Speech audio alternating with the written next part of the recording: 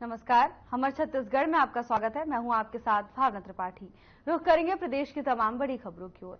अंतर्राष्ट्रीय साक्षरता दिवस के मौके पर छत्तीसगढ़ की राजधानी रायपुर में कार्यक्रम का आयोजन किया गया, जिसमें सीएम विष्णुदेव साय ने शिरकत की। साथ ही भारी संख्या में लोग भी शामिल हुए। इस मौके पर कई कार्यक्रमों का आयोजन किया गया। तो वहीं मुख्यमंत्री विष्णुदेव साय ने अंतर्राष्ट्रीय साक्षरता दिवस के मौके पर सभी प्रदेशवासियों को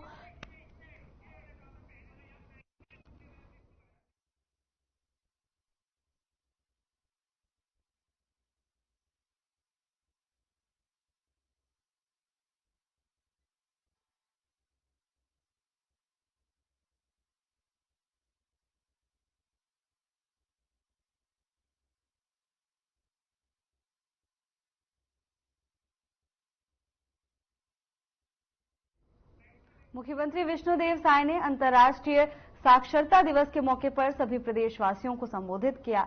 आपको बता दें कि अंतर्राष्ट्रीय साक्षरता दिवस के मौके पर कार्यक्रम का आयोजन किया गया था, जिसमें मुख्यमंत्री विष्णुदेव साय ने सभी प्रदेशवासियों को शुभकामनाएं दी।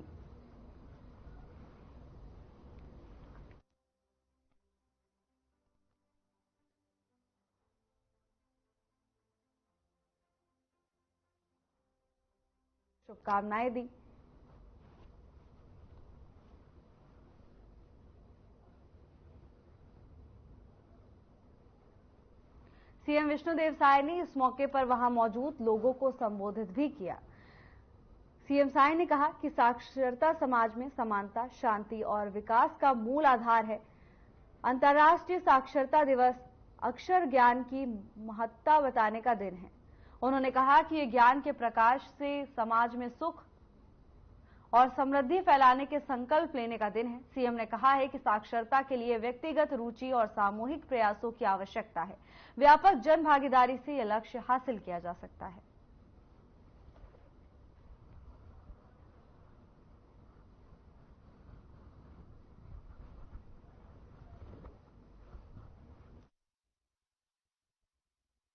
बंधुओं, हमारे विद्वानों ने कहा है कि शिक्षा विकास का मूल मंत्र है। मनुष्य को किसी भी क्षेत्र में विकास करना है तो शिक्षा बहुत जरूरी है। शिक्षा प्राप्त करके डिग्री हासिल करना खाली सरकारी नौकरी प्राप्त करने का माध्यम नहीं है, बल्कि मनुष्य को किसी भी क्षेत्र में, चाहे वो व्यापार है, समाज सेवा है, राजनीति का क्षेत्र है, चाहे किसी भी क्षेत्र में विकास करना है तो शिक्षा जरूरी है। और विद्वानों ने भी कहा है कि शिक्षा के बिना जीवन अधूरा है। आज आप सब लोग समझते हैं कि एक शिक्षित, एक साक्षर मनुष्य जिस तरह से जीवन जीता है और एक असाक्षर, एक अनपढ़ व्यक्ति जिस तरह से जीवन जीता है, दोनों के जीवन जीने में जमीन और आसमान का फर्क होता है। और हमारा ये देश प्राचीन काल से विश्व गुरु रहा है, शिक्षा के क्षेत्र में बहुत अग्रणी रहा है। नालंदा विश्वविद्यालय, तक्षशिला विश्वविद्यालय का नाम आप सुने होंगे। पूरे दुनिया के बच्चे इन विश्वविद्यालयों में शिक्षा प्राप्त करने आते थे। और यह हमारे देश में काफी प्रयास हो रहा है शिक्षा को आगे बढ़ाने के लिए। हमारे देश के यशस्वी प्रधानमंत्री श्री नरेंद्र मोदी जी वो भी बहुत प्रयास कर रहे हैं। और आदरणीय ब्रिजमोहन जी बता रहे थे कि पिछले 5 साल इस साक्षरता मिशन का काम यहां पर बंद था, फिर इस साल शुरू किए हैं। और हमारे आदरणीय मोदी जी का बड़ा चिंता है कि सभी लोग साक्षर हों। आज एक अनपढ़ व्यक्ति, एक असाक्षर व्यक्ति कैसे जीवन जीता है, आदरणीय ब्रिजमोहन अग्रवाल जी बता रहे हैं। और आप सब लोगों को भी मालूम है कि एक अनपढ़ व्यक्ति का, असाक्षर व्यक्ति का पग पग में शोषण होता है। पग पग में मैं 20 साल सांसद रहा। एक बार एक हमारे संसदीय क्षेत्र का एक आदिवासी व्यक्ति आया, उसकी जमीन कोयला खदान में चली गई थी और उसको 24 लाख का मुआवजा मिला था, तो शिविर में 24 लाख का चेक पकड़ा दिए। अब उनके 2 बेटे थे, दोनों बेटा भी अनपढ़, एक दिन वो भी स्कूल नहीं गए थे। ये चेक का होता है वो भी उनको समझ में नहीं आ रहा था। कागज का टुकड़ा था, लाके घर में रख दिए थे। अड़ोस पड़ोस वालों को पता चल गया कि इसको 24 लाख रुपया जमीन का मुआवजा मिला है, तो उससे संपर्क किए, समझाए कि ये 24 लाख का ये चेक है, बैंक में जाओगे तो 24 लाख उनको मिलेगा। और अड़ोस पड़ोस के लोग उसको बैंक ले गए, विड्रॉल फार्म में दस्तखत कराए और 24 लाख रुपया आहरण कर लिए और छोटा छोटा नोट उसको एक मोटा मोटरी 2-2.5 लाख का बांध दिए और उसको चलता कर दिया। और इस अवसर पर आज यहाँ उल्लास मेला का भी आयोजन किया गया है और इसमें पूरे प्रदेश से लोग आए हुए हैं। और पिछले समय ये बंद हो गया था, ये कार्यक्रम फिर शुरू किए हैं और हमारे देश के यशस्वी प्रधानमंत्री जी की भी चिंता है कि सभी लोग साक्षर हों, क्योंकि अनपढ़ और असाक्षर व्यक्ति ठीक से जीवन नहीं जी पाता है, उसका शोषण होता है, पग में वो ठगा जाता है। इसलिए प्रधानमंत्री जी की भी और हम सबकी भी चिंता है कि सभी लोग साक्षर हों और ये साक्षरता मिशन का काम आज से शुरू किए हैं। 1 लाख साक्षरता केंद्र पूरे प्रदेश में खोले जाएंगे और 1 लाख सिविल शिक्षक और वॉलंटियर्स तैयार कर रहे हैं और सबका दायित्व होगा कि वो 10-10 को साक्षर करेंगे। लेकिन मैं इस अवसर पर सिर्फ उनका ही दायित्व नहीं है, इसलिए पूरे छत्तीसगढ़ वासियों से आह्वान करना चाहूंगा कि अगर जिनको भी समय मिलता है और अड़ोस पड़ोस में कोई असाक्षर, कोई अनपढ़ है, तो उसको साक्षर करने का काम करें। ये बहुत बड़ा पुण्य का काम होगा और इससे हमारे प्रदेश को बहुत लाभ होगा।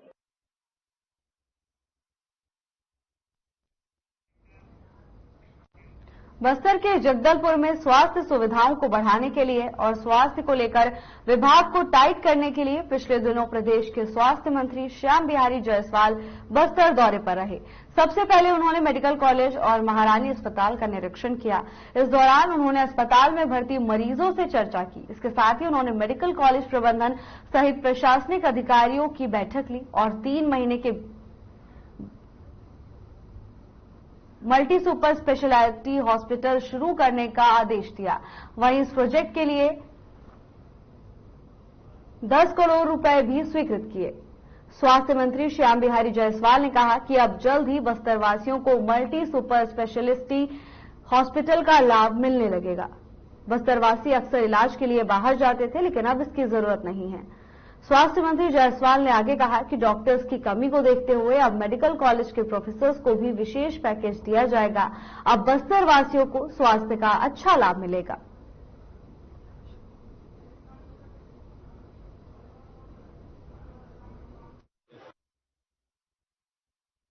निरीक्षण की मुख्य रूप से जो मल्टी सुपर स्पेशलिटी है उसको 3 महीने का हमने समय सीमा दिया है।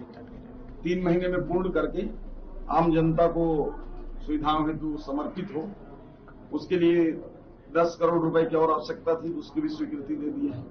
साथ ही साथ मेडिकल कॉलेज में जो स्टाफ की कमी थी और हॉस्टल की कमी थी, बच्चों को रहने के लिए, आवागमन के लिए दिक्कत था, उन सारी चीजों को ठीक करने हेतु आज कहा गया है। और डॉक्टरों की जो कमी है उसके लिए बस्तर के डॉक्टरों के लिए विशेष पैकेज के साथ यहाँ के डॉक्टरों को जो मेडिकल कॉलेज के जो प्रोफेसर्स हैं उनको देंगे, ताकि हमारे बस्तर क्षेत्र के लोगों को अच्छी से अच्छी सुविधाएं मिल सके।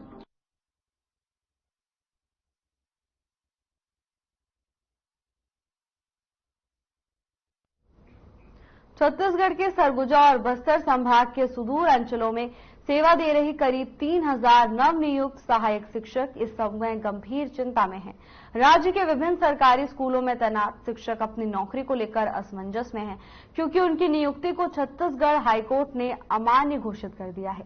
ये सभी शिक्षक बीएड प्रशिक्षित है और 2023 में व्यापम की तरफ से आयोजित परीक्षा पास कर मेरिट के आधार पर सरकारी सेवा में आए थे। इनकी नियुक्ति राज्यपाल द्वारा अनुमोदित छत्तीसगढ़ राज्य भर्ती नियम 2019 के तहत हुई थी, लेकिन कोर्ट के फैसले के बाद इनकी नौकरी पर संकट खड़ा हो गया है। इसी को लेकर सैकड़ों की संख्या में टीचर्स जगदलपुर पहुंचे और अपनी नौकरी बचाने छत्तीसगढ़ सरकार के नाम विधायक जगदलपुर किरण सिंह देव को ज्ञापन सौंपा। सहायक शिक्षक ने बताया कि नौकरी जाने के खतरे की वजह से वो मानसिक रूप से बहुत परेशान है।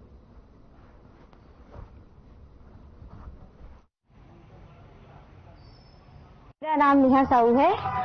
मैं 2023 में जो छत्तीसगढ़ राज्य की तरफ से जो वैकेंसी निकली थी उसमें मैं भर्ती जो निकली थी उसमें मैं एग्जाम दिलाई। उसमें ये लिखा था, छत्तीसगढ़ का राजपत्र में लिखा था कि जो डीएड है, बीएड है और डीएलएड सभी मान्य है उस परीक्षा के लिए। तो हमने उसके तहत परीक्षा दी।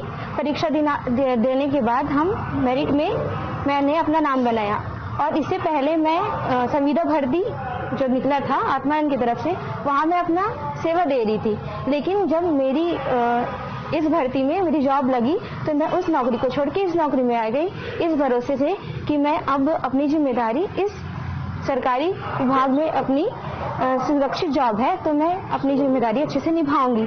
अब हाल ही में सुप्रीम कोर्ट का एक आदेश आता है अचानक से कि हम जो बीएड प्रशिक्षित सहायक शिक्षक हैं उनकी जो नौकरी है अमान्य है। अब हम पिछले 11 महीनों से सुदूर अंचल में अपनी सेवाएं दे रहे हैं और अचानक से ये फैसला आ जाता है तो हम अपनी जॉब को कैसे बचाएंगे और हमारे पास कोई और दूसरा साधन भी नहीं है। तो माननीय मुख्यमंत्री जी से इतना ही निवेदन है कि हमारी जॉब बचा के रखे या फिर अगर जॉब सुरक्षित रखे या फिर हमें किसी और पद में समायोजन करके रखे। धन्यवाद सर। हमें पूरा भरोसा है कि हमारे मुख्यमंत्री जी हम लोग के जॉब की सुरक्षा के लिए जल्द ही कुछ कदम उठाएंगे। Ex Indian army soldier Yuvraj Kumar और now assistant teacher. I have been retired from Indian army on 31 March 2021। So मैं सबसे पहले ये बताना चाहूंगा कि ये जो आप देख रहे हैं राजपत्र, इसमें बीएड, डीएड और डीएलएड जो न्यूनतम योग्यता मांगी गई थी उससे सेना से आने के बाद मैंने सहायक शिक्षक का पद ज्वाइन किया। इसी बीच मुझे एम्स में भी नौकरी मिली थी, किंतु मुझे शिक्षक होने पर गर्व है बोल के नौकरी ज्वाइन की। और ज्वाइन करने के बाद आप हाल में ही देखे होंगे सुप्रीम कोर्ट से एक डिसीजन आ गया है जिसमें कि बीएड को अपात्र घोषित कर दिया। मैं माननीय सुप्रीम कोर्ट के आदेशों का बिल्कुल आदर करता हूं और साथ ही अपने देश के प्रधानमंत्री जी आदरणीय श्री नरेंद्र मोदी जी, महामहिम राष्ट्रपति द्रौपदी मुर्मू मैडम और हमारे आदरणीय विष्णुदेव साय जी मुख्यमंत्री छत्तीसगढ़ शासन से मैं पूरे अपने 3000 शिक्षक भाइयों के लिए अनुरोध करता हूं कि हमारी नौकरी कैसे भी करके बचाइएगा। हम एक निर्दोष है, हमने जैसा शासन ने आपने नियम बोला वैसा पालन किया, मेहनत किए, मेरिट में आए और लगे, किंतु आज हम सुप्रीम कोर्ट के निर्णयों का आदर करते हुए आपसे अनुरोध करते हैं कि काफी मेरे भाई हैं, कोई बोलते हैं कोई सुसाइड कर लेंगे, कोई और कुछ कर लेंगे। कल एक मैडम है जो हेमा सिंह मैडम, मुझे बहुत दुख लगा जब वो दंतेवाड़ा से वापस जा रही थी और जाते समय इतने चिंतित थी कि गाड़ी चलाते समय भी हम लोग ढंग से चला नहीं पा रहे हैं। शायद हो सकता है मैं भी जिंदा ना बचूं, क्योंकि जाते समय मेरे में यही टेंशन रहेगा कि मैं घर पहुंचूंगा कि नहीं, क्योंकि मेरी नौकरी बचेगी कि नहीं, मैं क्या समाज को मुंह दिखाऊंगा बोल के काफी परेशान हो गए हैं। तो आदरणीय प्रधानमंत्री जी और मुख्यमंत्री जी और साथ में महेश कश्यप जी, यहाँ के सांसद जी, आप हमारी बात को आदरणीय प्रधानमंत्री जी तक ले जाएं, तभी हमारे प्राण बचेंगे। जय हिंद, जय भारत, भारत माता की जय। बलौदाबाजार जिला मुख्यालय से लगे ग्राम मोहतरा में दोपहर 3:30 बजे आकाशीय बिजली गिरने से जहां 7 लोगों की मौत हो गई तो वहीं 4 लोग गंभीर रूप से घायल हुए हैं। बता दें कि मोहतरम तालाब के पास महुआ पेड़ के नीचे तीजा त्योहार मनाने के लिए लोग एकजुट हुए थे। खुशी का माहौल था। इसी दौरान अचानक मौसम बदला और आकाशीय बिजली गिर गई, जिसकी चपेट में आने से मोहतरा के रहने वाले मुकेश, टंकार, संतोष, थानेश्वर, पोखराम, देव और विजय की मौत हो गई। वहीं विशंबर बिट्टू साहू, चेतन साहू और जनक राम साहू घायल हुए हैं। घटना की जानकारी मिलते ही जहां ग्रामीणों ने आनन फानन में सभी को जिला अस्पताल पहुंचाया। डॉक्टर्स ने 7 लोगों को मृत घोषित कर दिया। वहीं घायल 4 का इलाज चल रहा है। घटना की जानकारी होते ही पुलिस और प्रशासन सहित स्वास्थ्य विभाग की टीम तत्काल रूप से अस्पताल पहुंची और घटना की जानकारी ली। राजस्व मंत्री टंकराम वर्मा ने मृतकों के परिजनों को आपदा राहत के रूप में 4-4 लाख रुपए देने की घोषणा की है।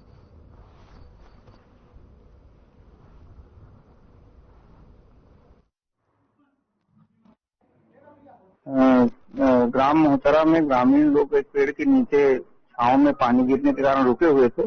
ऐसा पता चला है यहाँ पर अचानक आकाशीय बिजली गिरी, जिससे 7 लोगों की वहीं पर डेथ हो गया और 4 लोग हमारे पास हुआ हैं जिनको तकलीफ नहीं है, लेकिन हम उनको भर्ती करके एहतियातन रखे हुए हैं।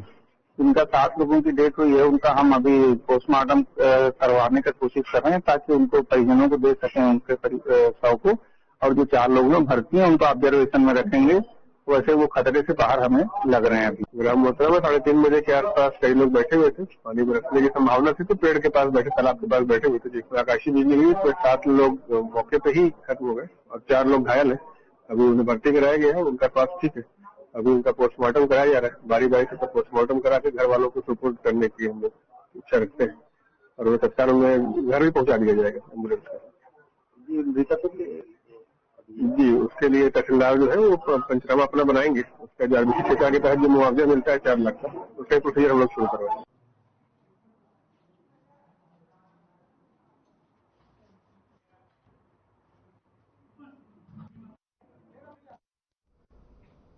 छत्तीसगढ़ में मौसम विभाग ने अगले 24 घंटे में भारी बारिश का अलर्ट जारी किया है। प्रदेश के 16 जिलों में तेज बारिश होने की संभावना है। वहीं बस्तर जिले में पिछले 24 घंटे से अच्छी बारिश हो रही है। हालांकि पूरा शहर जलमग्न हो गया है, जिससे लोगों का जीवन अस्त व्यस्त हो गया है। तो वहीं मौसम विभाग ने आने वाले 24 घंटे में भी भारी बारिश की संभावना जताई है। मौसम विभाग ने प्रदेश में रेड और ऑरेंज 2 अलर्ट जारी किए हैं। प्रदेश के 16 जिलों में झमाझम बरसात की संभावना जताई गई है। वहीं लगातार हो रही बारिश के चलते नदी नाले भी उफान पर हैं। मौसम विभाग ने लोगों से सावधानी बरतने की अपील की है।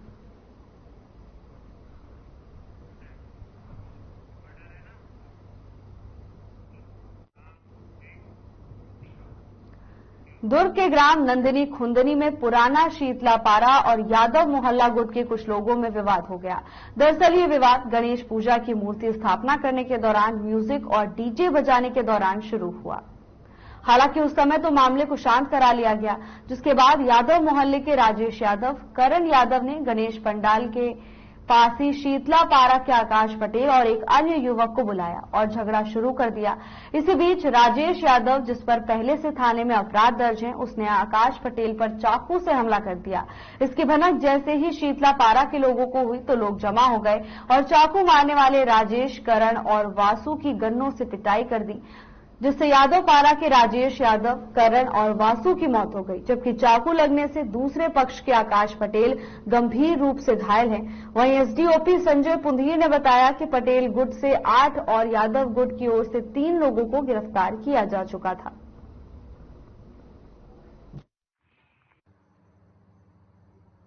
छह तारीख की शाम को गणेश जी लाने के उपलक्ष्य में डीजे बजा के शीतला गणेश समिति के द्वारा नंदिनी खुंदनी में डांस और गाजे बाजे के साथ में लाया जा रहा था। तो इसमें यादव लड़के 4 धन्नू, करण, राजेश और वासु, ये चारों भी इसी डीजे पार्टी के साथ में डांस करके शामिल हो गए।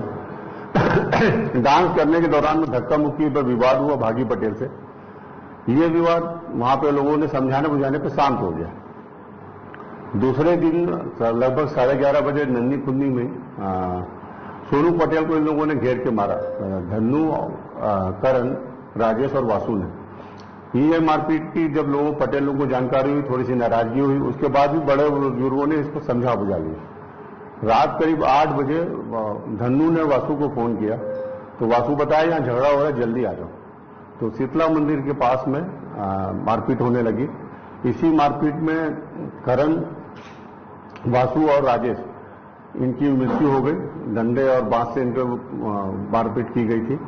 और इसको धन्नू ने आकाश पटेल को चाकू मारा, जो कि पेट और हाथ में उसको चाकू लगा है। और घायल का अभी चंदुला चंद्राकर में इलाजरत है और मृतक लोग हैं वो इनकी मतलब हमने अपराध पंजीबद्ध करके बाकी कार्रवाई की जा रही है, विवेचना जारी है।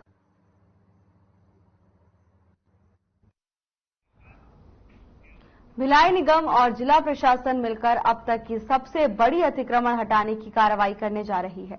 बता दें कि जीई रोड पर स्थित मजार के इर्द गिर्द अतिक्रमण हटाने की तैयारी की जा रही है, जिसके चलते 100 पुलिस कर्मचारी, 150 से अधिक निगम कर्मचारी, आधा दर्जन जेसीबी लेकर तैयार हो गए हैं। वहीं अवैध निर्माण ध्वस्त करने की प्रक्रिया शुरू की जाएगी।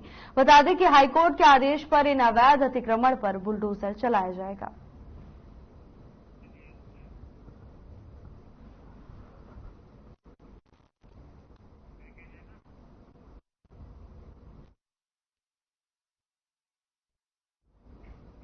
नेता प्रतिपक्ष चरणदास महंत जांजगीर चांपा जिले के दौरे पर पहुंचे।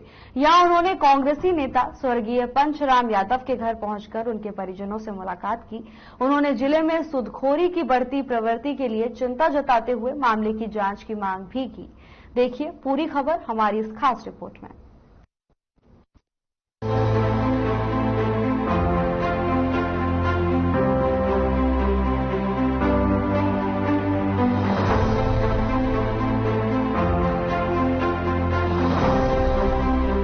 कांग्रेस कार्यकर्ता पंचराम यादव की आत्महत्या के मामले में अब राजनीति गर्माती नजर आ रही है।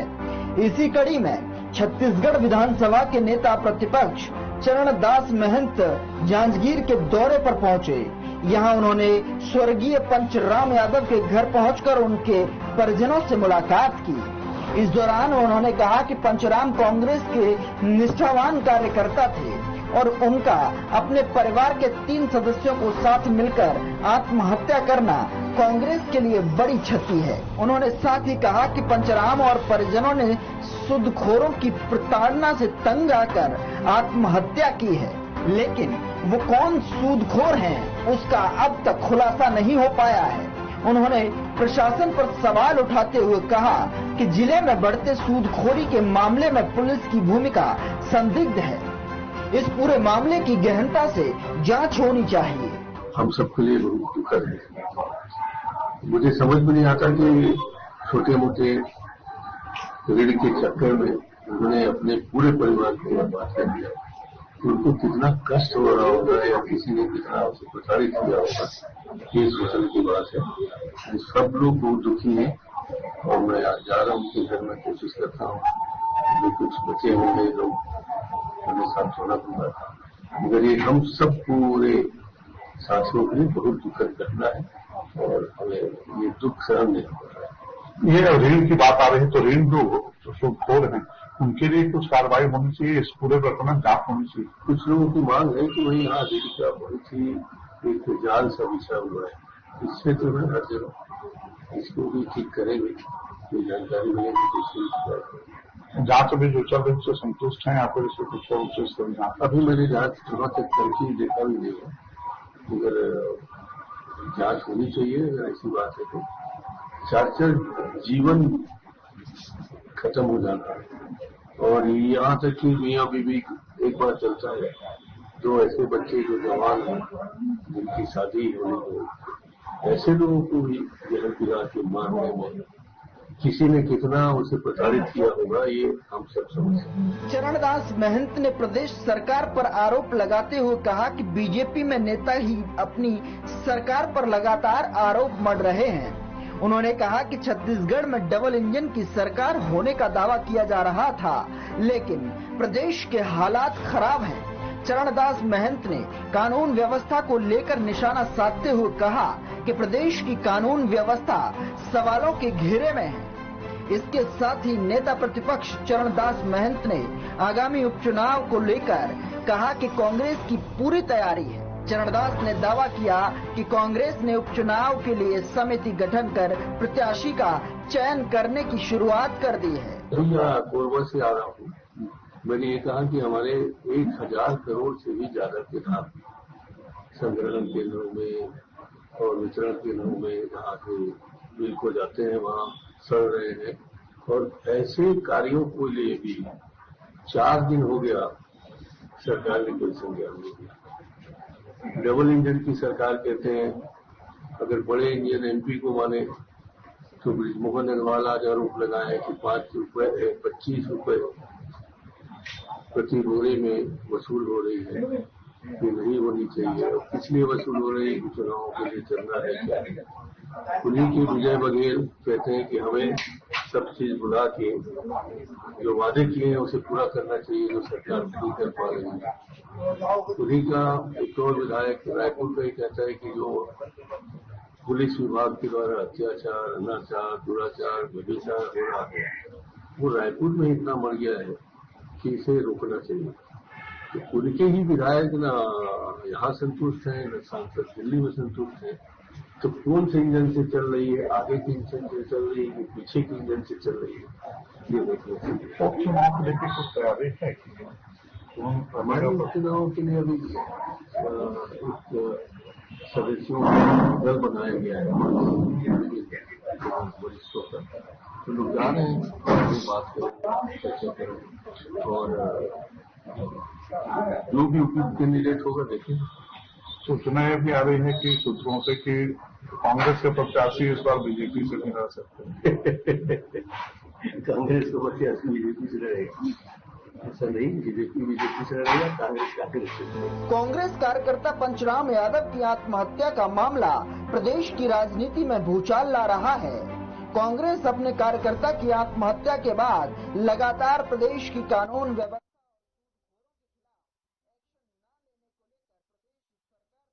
सवाल खड़े कर रही है। अब देखना ये होगा कि इस मामले में पुलिस क्या कार्रवाई करती नजर आती है। Bureau report.